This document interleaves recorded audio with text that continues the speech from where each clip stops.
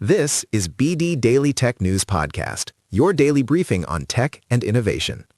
It's 2026, January 26th, and today's episode is basically chips, and the tiny chip you put on your keys so you can stop blaming your partner for moving them. I feel attacked already. Also, I love that our society is like, AI will change the world. And I'm like, cool, can it find my wallet in my own house?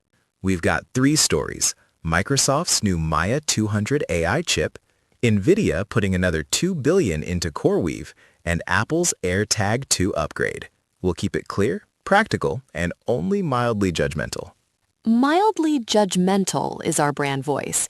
Like a software license agreement, but with better jokes and fewer paragraphs that steal your soul. Story 1. Microsoft is rolling out its second-generation AI chip, Maia 200, aimed at scaling AI inference, meaning the running the model part, not the training it for weeks and setting money on fire part. So inference is the part where the AI actually answers my question, like write an email. And training is the part where it learns to write the email and also learns every weird thing humans ever posted at 2 a.m. Exactly. Microsoft says Maia 200 is built on TSMC's 3-nanometer process, and they're making bold benchmark-style claims. 3 times the FP4 performance versus Amazon's 3rd-gen Trainium, and FP8 performance above Google's 7th-gen TPU. FP4, FP8. This sounds like printer ink. Like, congratulations, your AI is out of cyan.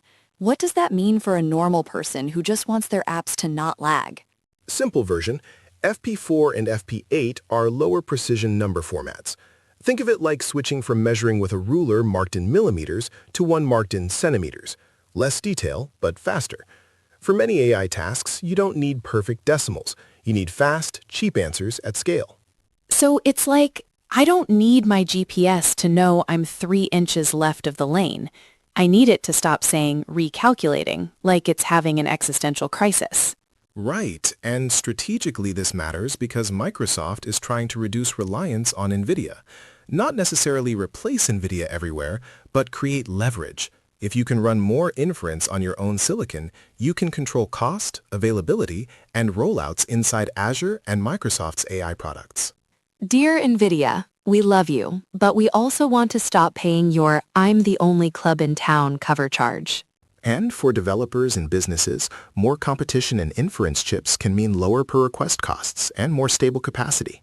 If your company is budgeting AI features, summaries, copilots, customer support bots, hardware competition is one of the few things that can push costs down without you compromising product quality.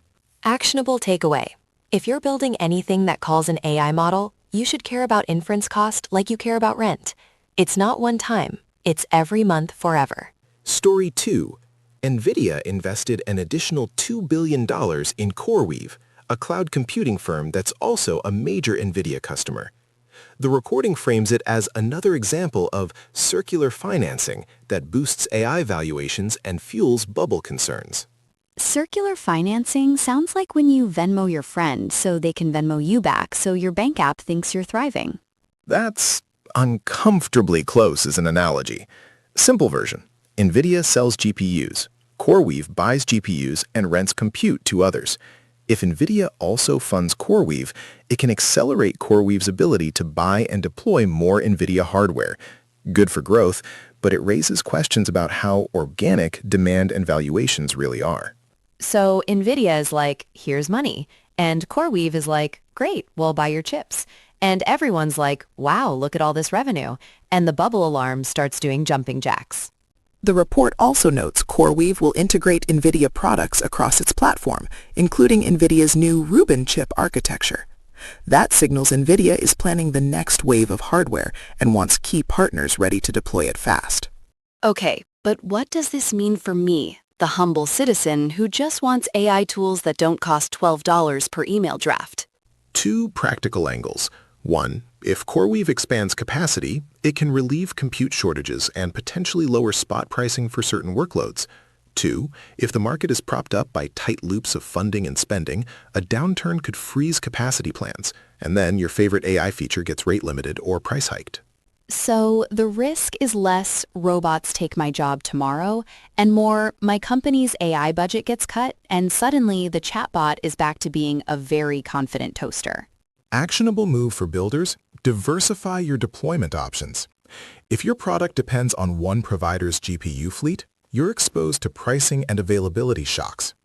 Design for portability, multiple clouds, or at least multiple instance types, and track your inference cost per user like a first-class metric. Speaking of portability, can I port my keys into my hand? Because Apple just announced AirTag 2, and I need it to find my dignity after losing my backpack in my own apartment. Story 3.